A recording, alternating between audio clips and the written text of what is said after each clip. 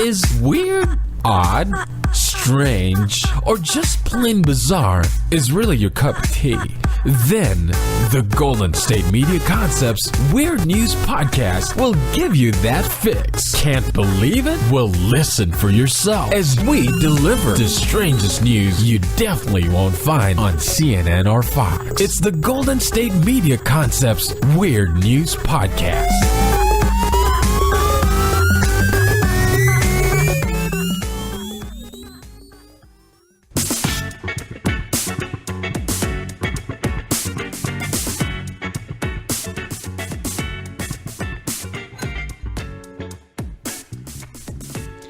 Hello and welcome to the GSMC Weird News Podcast. I am your host, Sarah. Usually I am introduced as your co-host, Sarah.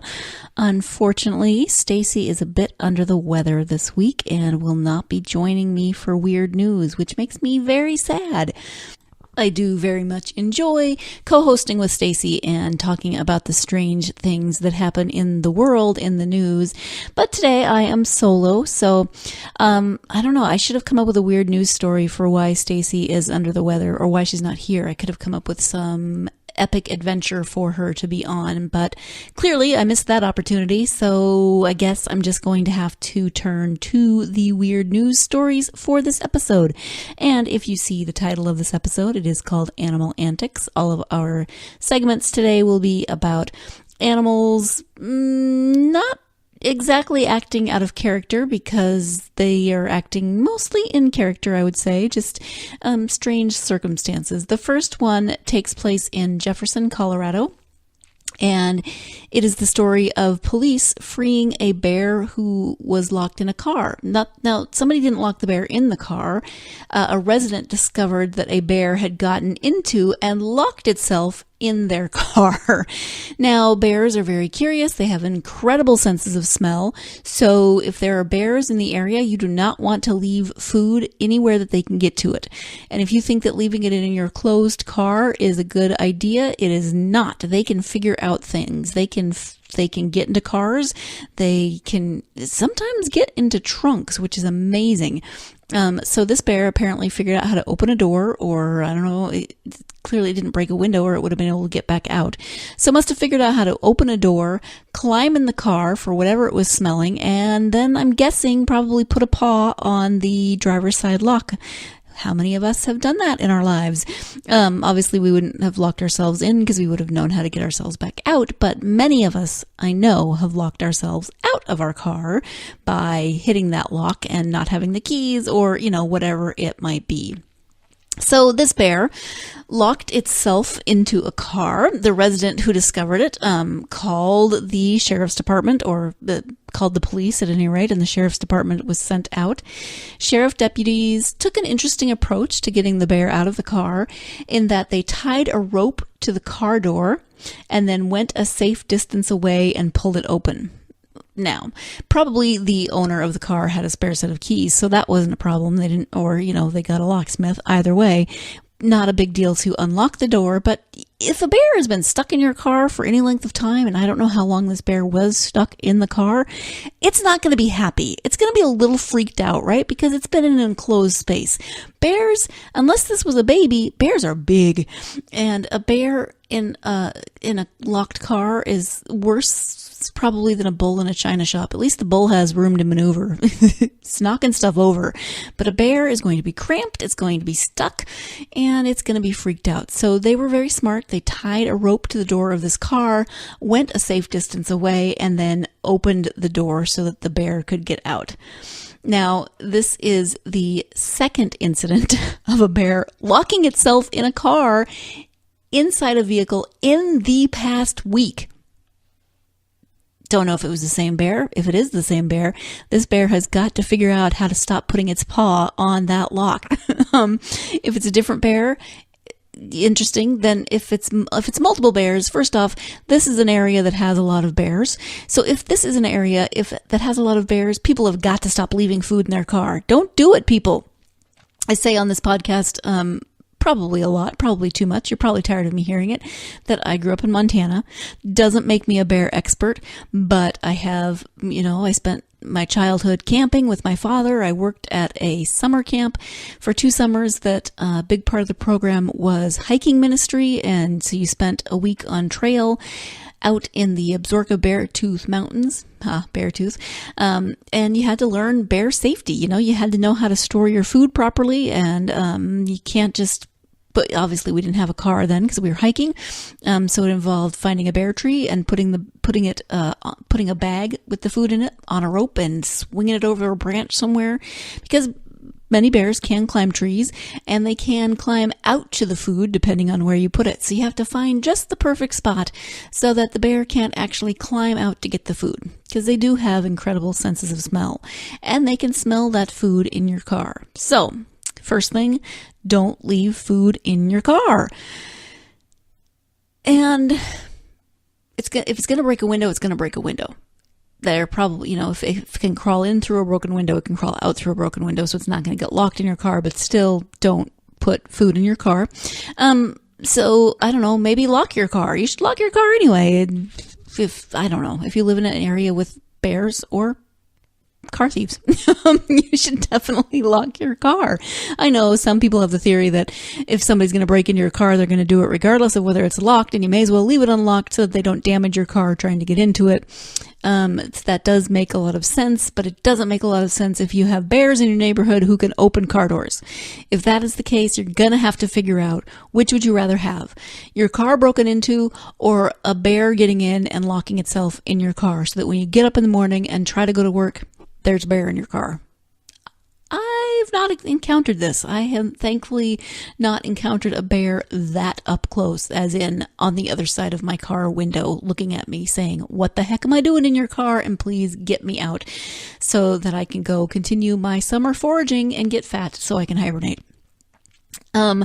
There was a statement released, since this was the second incident of a bear locking itself in a car. And, Staci loves when people who put out statements or who are peopling the social media come up with clever ways of doing that. And this is a very pun-filled statement. It says, "So please make sure you Goldilocks your car to keep both thieves and bears from entering. We're positively sure that if you do, it will greatly reduce your chances of losing important items and having your car trashed." So yeah, Goldilocks your car so the bear doesn't get in it. Because the bear, it's not like the bear's just going to sit in the back seat and curl up and take a nap. No, this bear is going to be freaked out. And these bears have huge claws, really long claws. And so, if you're concerned that locking your car will mean someone will break a window or do something to get in and do damage to your car to take your belongings, well, first, don't leave your belongings in the car where they're visible and can tempt someone to get in there. Second, the damage done by a broken window or however the thieves enter is going to be so much less than the damage done to your upholstery by a hundreds of pound bear with very, very, very long, very sharp claws, who will get in, who will not be happy once it figures out it cannot get back out. And, now that I'm thinking about it, I guess it might not even have had to have locked the car, because depending on, if the door just closed behind it, bears don't have opposable thumbs. So depending on what kind of a car handle you have, the bear maybe just couldn't open the door handle. Don't know if it hit that lock and locked itself in. Don't know if it just had the door close on it suddenly and unexpectedly and couldn't get out. But bear safety, folks, if you live in a bear-filled area, or, an area where bears frequent, probably if you live in one of those areas, you have a fairly decent sense of bear safety. But if you are recently moved to an area like that, or if you're visiting, make sure you ask good questions. Make sure you find out what you should do in order to avoid bears getting in your car. If you're camping, again, don't store your food in your car. Don't store your food in something that the bear can get to. Talk to a ranger if you're in a park. Talk to someone who knows and who can give you really good, solid advice for bear safety. That is the story of the bear locked in the car. and who was freed by the Jefferson, Colorado Sheriff's Department. So good job, Sheriff's Department. Nicely done. Way to think practically and, not just open the door and be standing right there when the bear came out. We're going to take a short break, and when we come back, we will be moving from bears to goats. So stay tuned. You're listening to the GSMC Weird News Podcast, and I will be right back. Check out the show built around the women of MMA. From the UFC to the extreme cage fighting, we got the fights covered. Listen. It's the Golden State Media Concepts Women's MMA Podcast. The latest news of upcoming fights, discussions of previous matches. Join us as we talk to and about the biggest names in women's mixed martial arts, past, present, and future. When it's the women's fight game, you know where to listen to. The Golden State Media Concepts Women's MMA Podcast.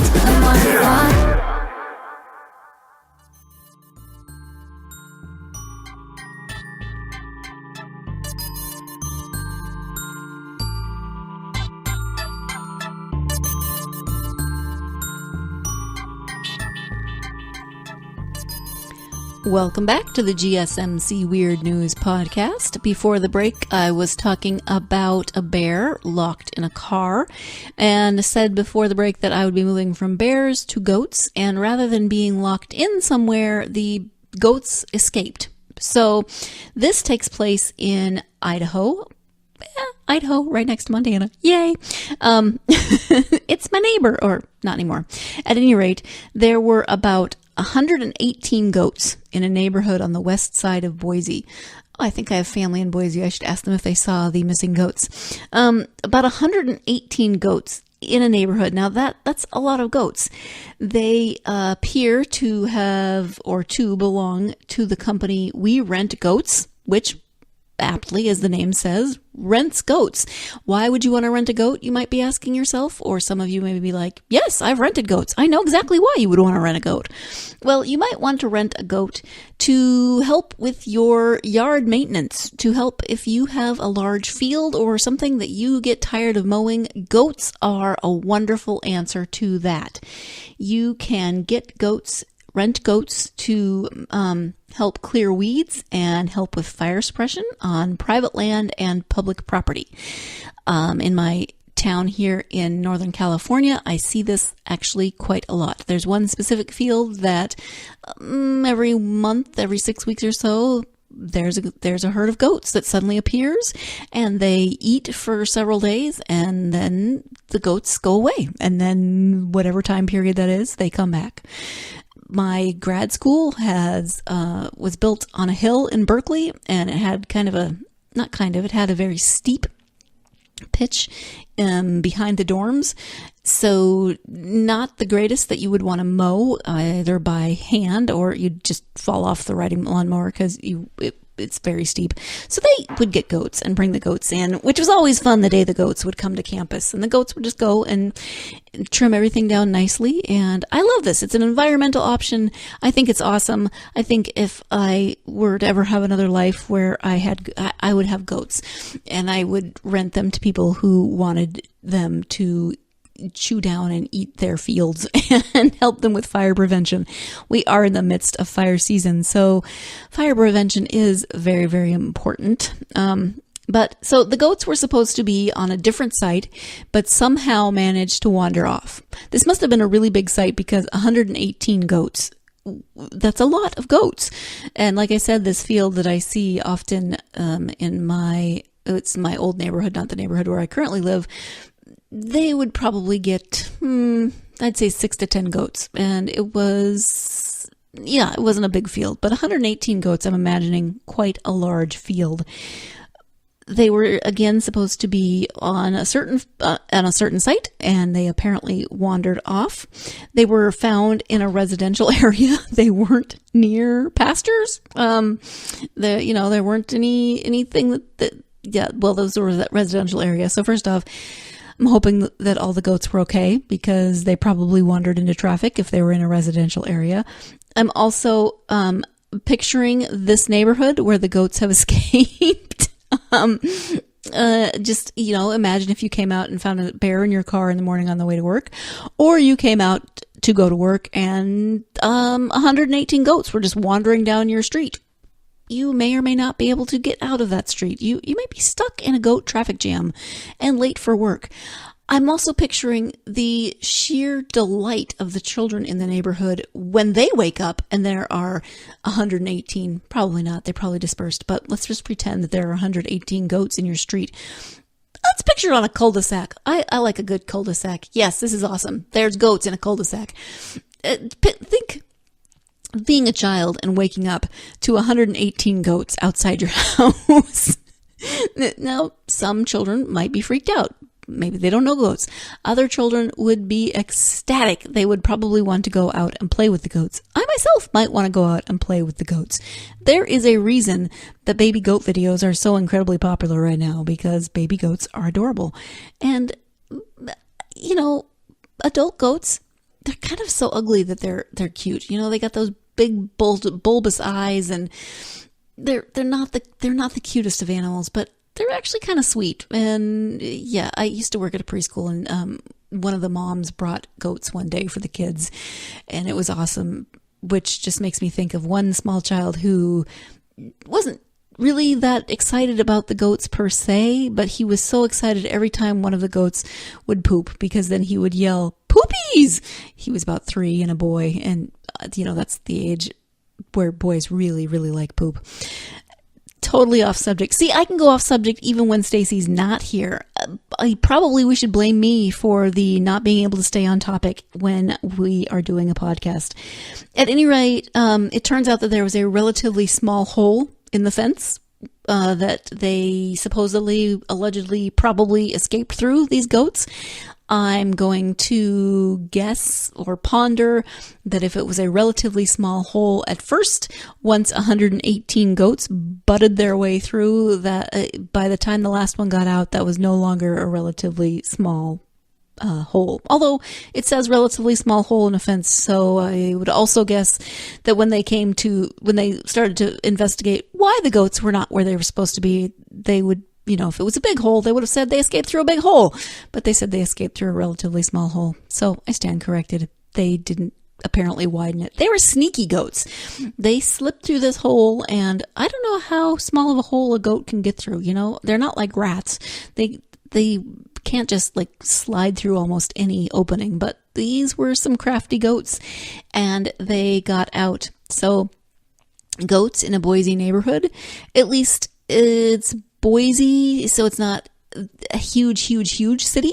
It's a decent size, but people are going to be more likely to have encountered goats, or at least seen them, been to rural areas or farms, as opposed to, let's say, 118 goats get loose in, I don't know, Chicago or New York, where people are a little more urban and don't see goats all the time. So I don't know. I'm assuming that the goats were rounded up and taken back to We Rent Goats. And I'm not going to assume, because I actually double checked, and yes, all 118 goats have been rounded up and accounted for according to the owners of We Rent Goats. And as I was double checking on that, then I watched a video that I hadn't watched prior to this, and you know how I was talking about waking up and there being goats in your street, and the sheer joy that might bring for small children. And, you know, the goats were, according to the reporter, just wandering down the street from yard to yard and eating people's lawns, which on the one hand, that's awesome. You wouldn't have to mow your lawn that week. But what I hadn't considered was, I'm thinking fields, and I hadn't really segued my brain into goats on a residential street. Well, no, I had, but I was just thinking grass on a residential street. I wasn't thinking rose bushes. They were going to town on a rose bush. Oh, owners, I'm so sorry about your rose bush. There were goats on their hind legs stripping the leaves off of trees, a small tree in the yard. So, yeah. At any rate, the reporter said that animal control had been called, but they only brought one truck. They definitely had to call in for backup after that one.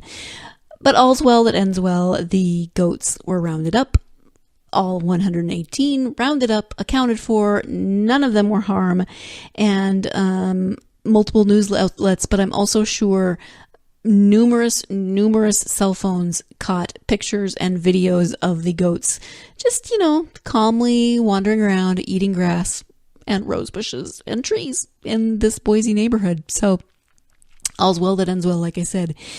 From bears to goats, and next up we have a bison, but it's not quite the main star of the next story. So I am going to take my final break of the podcast. Stay tuned. You're listening to the GSMC Weird News Podcast, and I will be right back. This is your ultimate stop for everything sports. The Golden State Media Concepts Sports Podcast. Should I say more? From the NFL, MLB, the NBA to MMA, it's all in here. The Golden State Media Concepts Sports Podcast. Listen now.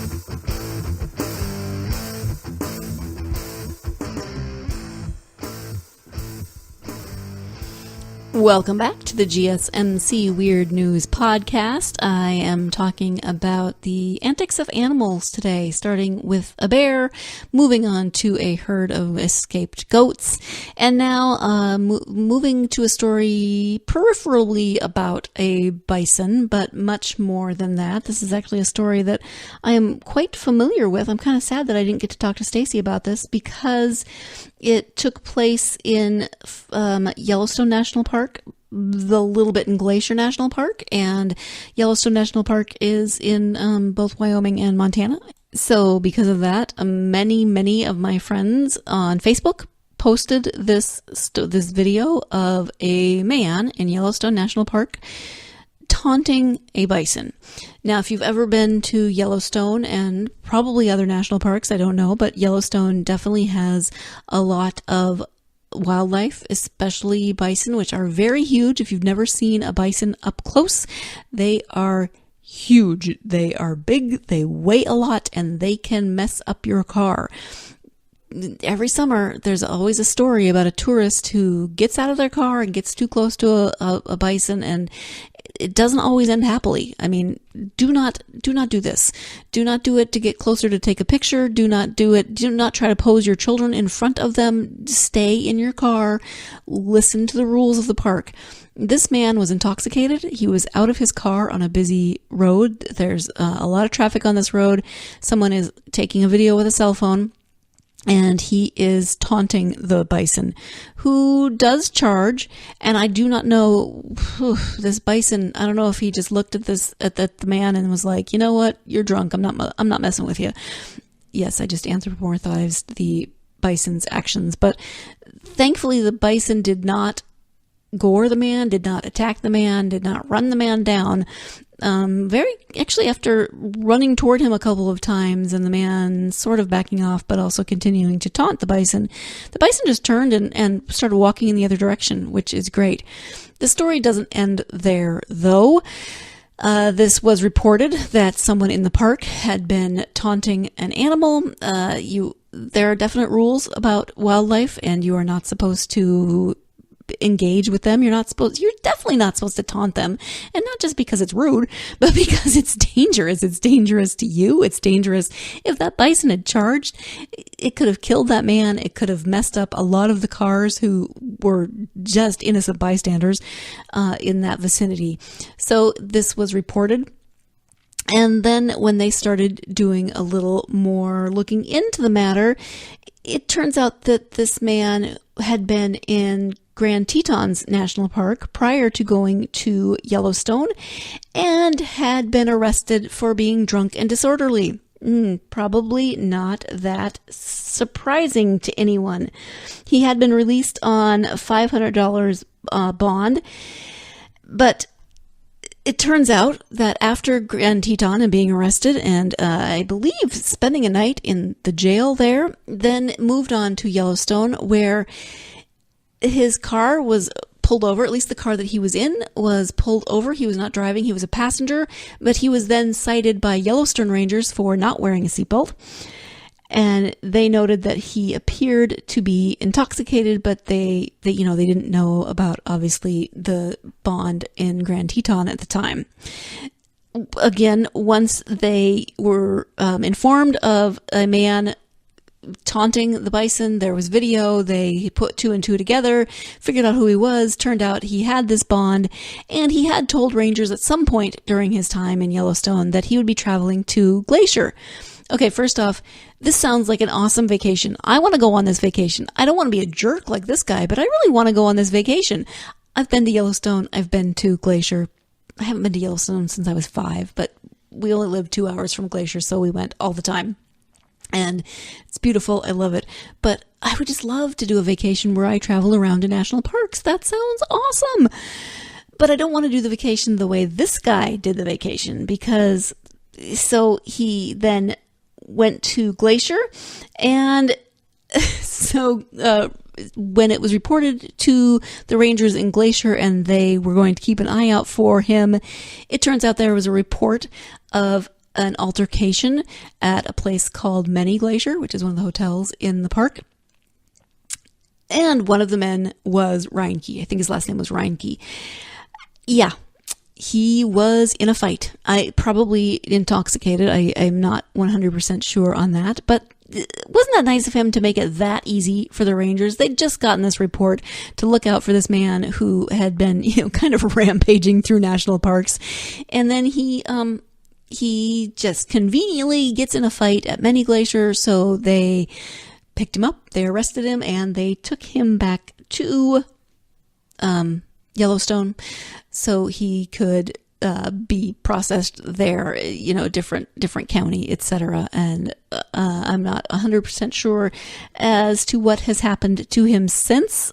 This was the last I had heard on this story, was that he had been arrested and transported back to that area. I should know what county it is, and I don't. I apologize. Probably Yellowstone County, but I don't actually know the name of the county, but. Yeah, so like I said, there was an animal in this story, and the animal was a little bit peripheral. I'm so thankful that the animal didn't attack, because then when they do attack, there's procedures that have to be followed. Often the animal has to be put down, and that would have just, it's not good. I don't want anybody to be attacked by a bison. Part of me wants to say it would have been fair play for the guy taunting it and chasing it and yelling at it, but no, that would have had very bad repercussions for the bison itself. So I'm very glad the bison remained calm and walked away from the dumb drunk man and didn't get into trouble as a bison, because that would have not ended well for it. I'm also glad that the man continued to be dumb, only because it meant that it was easy to pick him up, and hopefully he will, it's not like he did anything. It's not like he went on a murder rampage through the national parks, but he just kind of went on a dumb rampage, a drunken vacation. I want to say I hope he learns a lesson. I don't know. He may not. At any rate, know your bear safety. Keep your goats in a place that doesn't have a small hole where they can get out and go eat people's rose bushes. And don't be dumb and drunk in national parks. That's what I got for you today. I want to thank you so much for joining me for this episode of the GSMC Weird News Podcast. I want to say, Staci, feel better and come back. I miss you. I enjoy co-hosting with you. I hope that you will have a wonderful rest of your week. Go out and find some weird news stories, and definitely stay weird yourself. Thank you so much for listening to the GSMC Weird News Podcast.